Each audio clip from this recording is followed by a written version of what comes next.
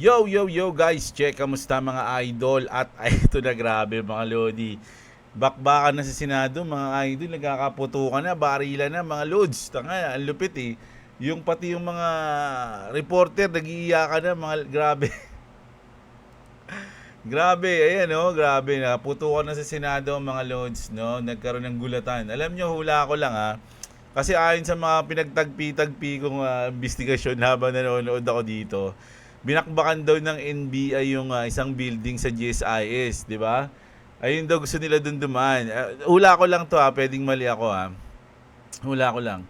So, alam niyo sa Saving Private Ryan dati, yung nagkagulatan yung mga nagkita sila doon. Kasi NBI, tapos yung mga ano eh, yung mga security dito ng Senado. Ano ba tawag doon? OSAA ba nila tawag nila doon? Tsaka yung mga police, 'di ba? Grabe. So siguro habang binabakbakan nila 'yon, yung wall doon sila nagkagulatan, tapos doon nagkaputukan. Ayun lang sa tingin ko mga idol, no? Pero grabe ang gulo ngayon mga idol. Kung titingnan niyo sa mga live ah ngayon sa Facebook, mga lods, asan na ba yung mga live sa Facebook ngayon? Puro sa ano yung live ngayon sa Facebook eh. Mga lodi, ayan, puro sa Senado.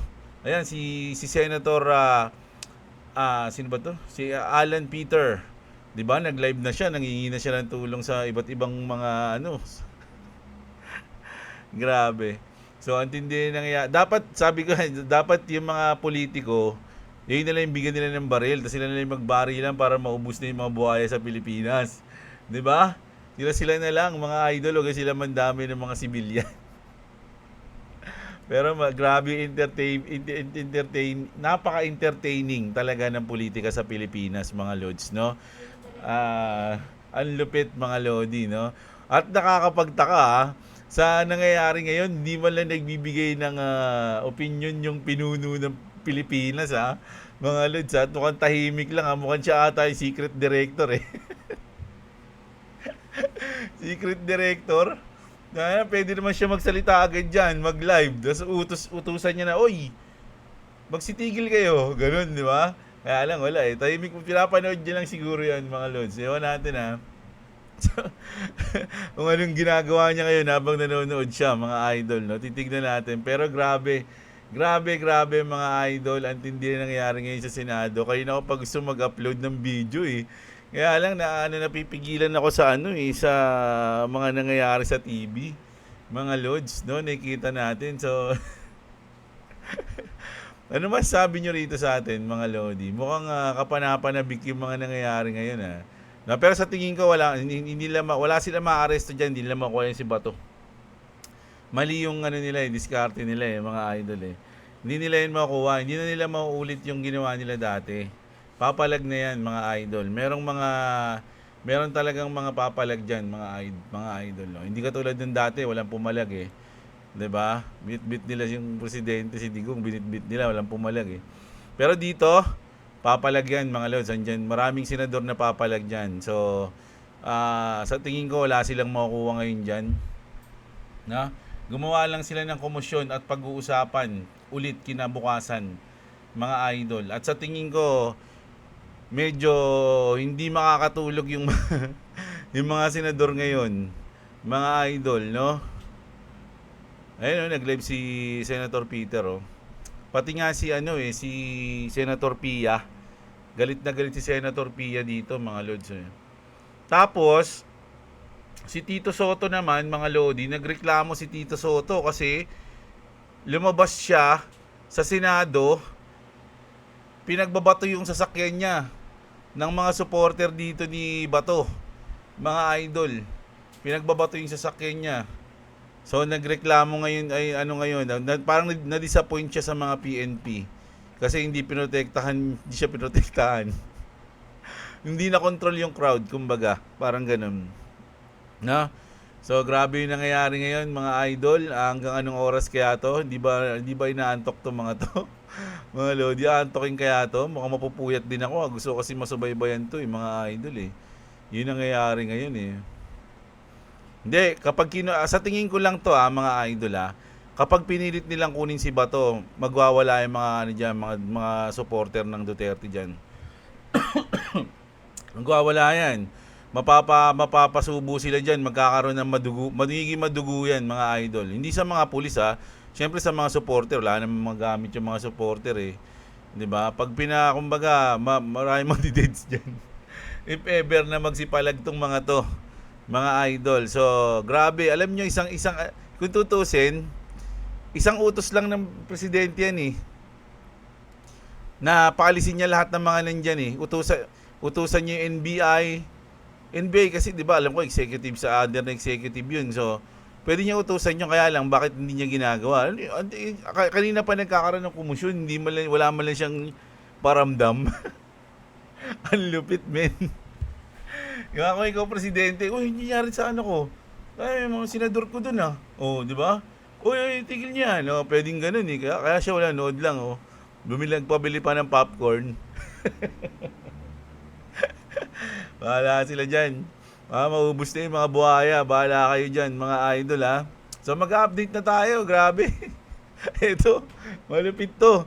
Sana tamaan kayo lahat nito ng hantavirus. Hindi, joke lang. Joke lang ha. Kasi ang lupit pala ng epekto ng hantavirus, mga idol eh. Oh.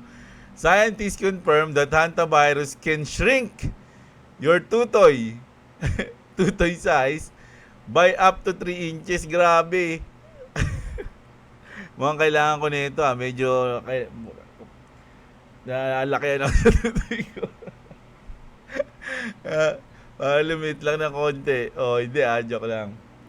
So, ayan. No, grabe yung epekto ng hantavirus, mga lodi. Ayan, nagkasakit ka na, lumit pa yung tutoy mo. Di ba? Malas. Malas pala pag naano ka nito. Tinamaan ka nito. Grabe, no? Grabe yung nangyayari ngayon, mga lods. Ayun, parang wala tuloy sa moment yung mga balita ko ngayon dahil sa nangyayari sa Senado, mga idol, no? Pero ito every single currency is crashing against the US dollar. So kung papansin niyo, yung ating dollar is 61.36 mga idol. So mataas to mga lodi kung titignan nyo sa 7 days natin. Mga lodi, so kita nyo 60.17, ngayon umangat pa siya ng 61.6. Grabe, muntik na mag 62 to. So ngayon 61.36. So talagang kung titignan niyo yung Lebanese pound, grabe bagsak. Yung Iranian na rial na ginigera nila ngayon, grabe, tignan niyo 0.0000. Grabe na to lahat, pati yung Lebanese ito yung Indonesian rupiah kanina na binalita natin, tsaka yung Indian rupee. Grabe, sobrang baba, mga idol. Sa atin din naman sobrang baba Kasi kung titignan natin sa dollar to, ilang bagsak ba to? 0 point ano lang pala. Ay, hindi. Ganun. Ba't ganun? Paano ko titignan pala yun? 61 pesos basta yan. Dollar natin. Hindi, magiging 1:1 to pag ganun. Tama ba? Ay, bobo, sorry. 0.9.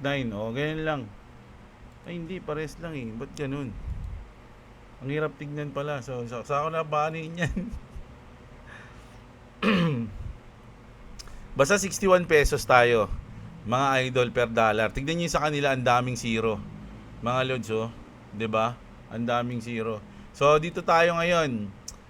Eto, mga idol, isang komento ni Brian Armstrong kanina nung nakarang interview niya na sinabi niya na once the US passes the Clarity Act and Europe has MiCA, the rest of the G20 countries will follow one by one every year or two. Global regulatory clarity is coming. So, lahat na halos, mga lodi, kung yung Europe may MiCA, yung US may Clarity Act, lahat na ng bansa magkakaroon na ng ganyan. Kumbaga kasi, kung tutuusin, mga idol, itong Clarity Act na gagawin ng US, pwede na lang kopyahin niya ng ibang bansa 'Di ba? Pwede na lang nila kopyahin yan, gagayahin na lang natin to. Usually, gano'n naman nangyayari. Iibahin lang ng konti, pati yung mga batas, may mga gano'n na ginagaya na lang yung batas sa ibang bansa, 'di ba? Pero dahil nga sa Clarity Act to, syempre, Web 3, yung ibang bansa naman, lalo na yung mga senador doon, o yung mambabatas doon, Although merong magagaling doon na specialty nila yung yung crypto o yung Web3, pero bihira sa mga mambabatas, mga senador na medyo may malalim yung kaalaman pagdating sa Web3 o sa crypto, 'di ba? So, pwedeng gayahin na lang nila yung mga ganyan. So, ayun sinabi ni Brian Armstrong, which is sa tingin ko tama 'yun, mangyayari 'yun. Tapos eto mga lodi, mukhang nagkakaroon pa tayo ng problema sa Clarity Act. Imagine mga idol, 100 amendments mga lodi. The US Senate Banking Committee has received more than 100 amendments, no? To the Clarity Act, no? According to Politico, Senator Elizabeth Warren submitted more than 40 amendments alone. Kumbaga meron siyang gustong baguhin dun, mga idol, sa Clarity Act at 100 halos o yung ganun, no? One proposal would reportedly block the Federal Reserve o yung Fed from granting master accounts to crypto firms. Oh, nako. Kakagagawa lang nila nun sa Ripple yung Fed Senator Jack Reed also proposed banning crypto asset as legal tender. Lawmakers are preparing for a major markup vote on the crypto market structure bill. Bukas yan mga idol, no? Magkakaroon na. So, marami silang gagawin para mapigilan yan. Ang tanong, mangyayari ba? Mapipigilan ba nila na makaalis si Senator Ronald Bato de la Rosa sa Senado?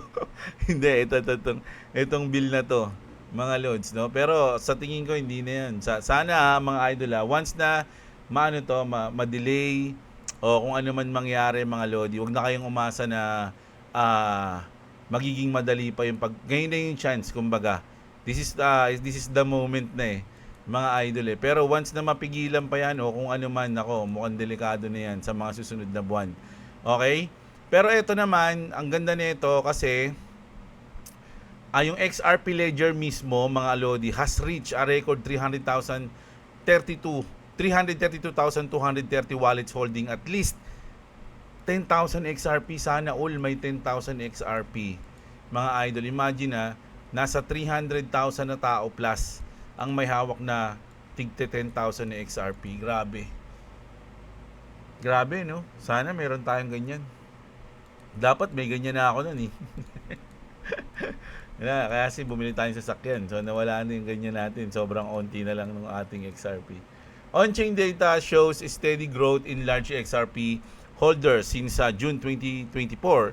The trend suggests continued accumulation despite broader market volatility. So, kahit na medyo volatile yung market ngayon, talagang pinipilit ng maraming tao pa rin yung nagbobodega. Alam nila yung mga mangyayari sa susunod, mga idol Alam nila yung magiging epekto ng Clarity Act mga idol. Kaya nga, ang dami ng gustong maipasa yung Clarity Act, mga lods. Kaya lang, dahil pumipigil din.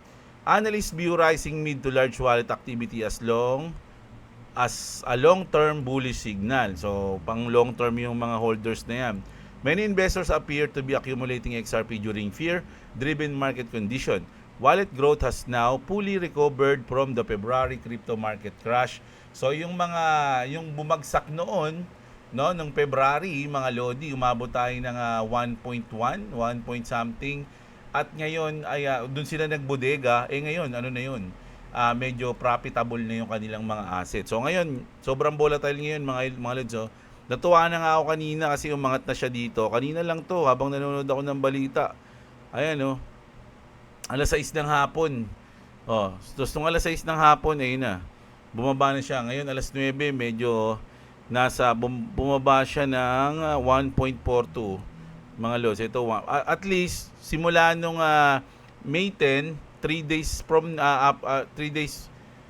now, hindi. Nakalipas ang 3 araw, tangina, nabububo na ako sa English. Ang last na baga yung 1.4 natin mga lodi is na ganyan, naging matibay siya. Hindi pala. Ano pala to? Simula nung May 9. Imagine, 4 days na. No? 4 days tayong naging naging malakas na support natin yung 1.4. No? Okay, so nako, kung mababasag natin yung 1.4 pababa pag na-break yan, nako, GG tayo mga lods. Kaya mas maganda medyo maging ano tayo ngayon, pa-uptrend tayo ngayon. Hanggang mag-survive tayo ngayong week, mga Lodi. Dahil ngayong week ang pinakamatindi, mga Lods, no? Alam nyo ba na pwede na nga, Biyernes, 15. Biyernes matatanggal na si Jerome Powell, papalit na si Kevin Warsh, mga idol. At syempre yung botohan ng Clarity Act bukas yun. So kailangan mag-stay tayo dito. Kahit anong mangyari, no? Bago man lang mabalita yung mga malulupit na news na yun. Okay? So ayan, grabe mga Lodi. Ano pa? Ito naman, transaction explode as institutional use growth, XRP Ledger transaction growing dahil nga sobrang maraming volume na ng wallet nung nasa XRP Ledger, umangat siya ng 65% over the past year, rising from 43 million to 71 million transactions according to Evernorth. So grabe, no? Nagkakaroon ng malulupit na transaction o yung volume ng transaction sa XRP Ledger, which is good yun. XRP becomes the most traded asset on South Korea, upbeat with $110.9 million in 24 hours volume, surpassing Bitcoin and Ethereum. Alam nyo, lagi na natin nanyunews yan na sa South Korea talagang XRP yung pinaka, yung trading volume dyan mga Lodi is sobrang lupit pagdating sa XRP. Okay? Idol nila yan eh. Tas ito ang nakakapagtaka, mga idol. This can't be coincidence. All of the new BSI governors announced on May 12. So kahapon yan bring proven XRP track records that are accelerating global payments innovation, regulatory clarity, and institutional adoption. So ang dami nang nag-announce ng May 12 mga Lodi. Bank of Italy, Central Bank of Brazil, Reserve Bank Australia, Governor of the Bank of Japan. So coincidence ba yan na lahat sila is May 12? Mga Lods, no? At ito ang pinaka-interesting na ating nakita ngayon, mga Lodi. No, meron kasing nag-comment dito, mga idol. Ito, basahin natin si Step is Crypto. Sabi niya, "Hey Grok, could XRP hit double digit if the Clarity Act gets approved and trillions start entering crypto?" So, merong nagtanong, "Hey Grok," kasi hindi sumagot si Grok dito mga Lods sa post na to. So si Magatism, mismong tinanong niya si Grok. Sabi niya, "Grok, could XRP hit double digit if the Clarity Act gets approved and trillions start entering crypto?" So magot si Grok ng, "Yes, it's a theoretically possible for XRP to reach double digit." No? At medyo specific pa siya rito na $10 plus if the Clarity Act passes and trillions flows into crypto overall. But it's far from guaranteed. And it would require a perfect storm of adoption, market condition, etc. etc. So, parang sinabi niya nito, yes, meron chance. Kahit yun lang, okay na yun eh. Yes, meron chance. No? Na mag-double digit siya once na once na mapasa na yung Clarity Act. At syempre, tinanong ko rin, kasi mamaya, invento lang to eh. Etong ano na to eh, ayan, itong post na yan. So, tanungin ko, totoo ba yan? Chikito yan. O yan tanungin natin kung totoo tong sagot niya. Kasi baka mamaya, di ba? Hindi totoo. Oo, totoo yung screenshot. Ito ang isang tunay na Grok response. O tunay daw yun. Anong nakita sa post? May tanong si Grok, "Hey Grok, sagot ni Grok, "Yes, it's theoretically." Totoo bang sinabi ni Grok? Technically correct ang sagot. O so totoo daw to mga idol, no? Pero tama nga naman, walang mathematically o legal na hadlang na posibleng umabot sa $10 plus ang XRP kung magiging super bullish ang buong crypto market, trillions of inflows, at maging klaro ang regulatory status ng XRP dahil sa Clarity Act. Posibleng mangyari yun. Ayun yung sabi. No, so bullish dito mga idol kasi mismong si Grok sinabi niya na, "Oy, pwede mag-double digit." Di ba? Syempre, mas matalino sa atin yan, mga idol. So, check natin ulit mga Lods Tignan ko lang kung ano na nangyayari sa bansa natin. Sa loob ng kanyang sasakyan. Ito yung sinabi ni Tito Soto, mga idol. "I am furious and disappointed with the PNP and other security personnel assigned outside the Senate for failing to control the rowdy and unruly crowd, allowing them to assault me." Inassault pala siya, mga idol. "While inside my vehicle when I was about to exit the Senate. The barbaric protesters bang my vehicle repeatedly through battles and curse foul remarks, no? Pinagbumura siya, pinagbabato siya, no? Sinabihan siya ng achiche. Ayun yung foul curse remark. Achiche! Ganun.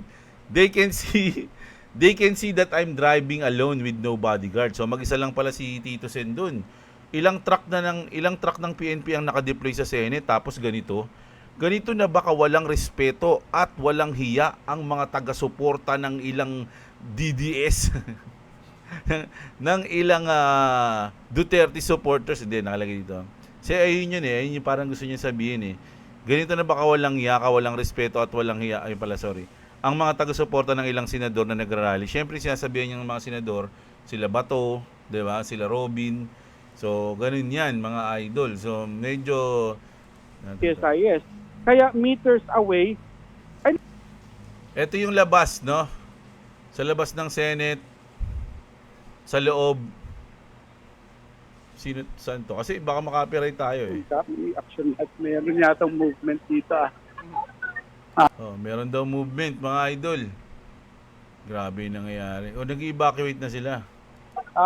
Lumabas. So natutuwa, everyone's happy to see yung Mga natrap sa Senado, pinalabas na. O, yan.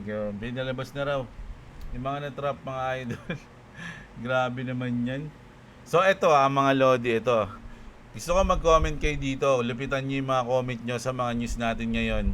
Okay? Kahit na hindi dito sa Senado, kahit na sa mga news natin tungkol dito sa pampalit ng tuto. Ayan. At sa Clarity Act natin, lalong-lalo na dito, no? Na magiging double digit daw. At bukas ng umaga, ito promise, pag hindi ko binasa yung mga comment nyo bukas ng umaga, tapon ko na itong channel ko. Okay? Duterte supporters try to break the police barricade outside the Senate. Osaka pala, kala ko Osaka. Osaka, Japan pala yun. Ayan Osaka, okay? Refresh natin tong itong Philippine Star. Baka may bago. 48 seconds. NBI Director Melvin Matibag tells News 5 that the agency did not attempt to serve the warrant of arrest against Senator Ronald Bato de la Rosa. Matibag says NBI officials are in a fellowship right now. And that the agencies seen at the GSIS complex were at the behest of General Manager Vic Veloso. So hindi ko kilala yun. Dahil nasa fellowship pala yung mga NBI Ba't nyo sila idadamay? Nasa fellowship, nagsisimba grabe naman yan. Dumating na yung bida. Eto na yung bida, boy. Si John Vic, ano sabi na ito? Baba mo konti. Yung mic, baba mo konti. 20 minutes ago, I got...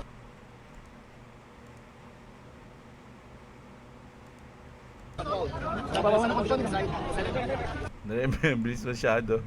Sorry. We have unverified information that there were shots fired when I talked to the senators and they told me that there were shots fired. As of now, the report is no one is hurt. As of now, the perpetrators are not identified. Not identified pa yung perpetrators. Tangan, tindi nun The instructions, number 1, secure the CCTV room. Nothing is to be touched. Number 2, I asked... Tama yun.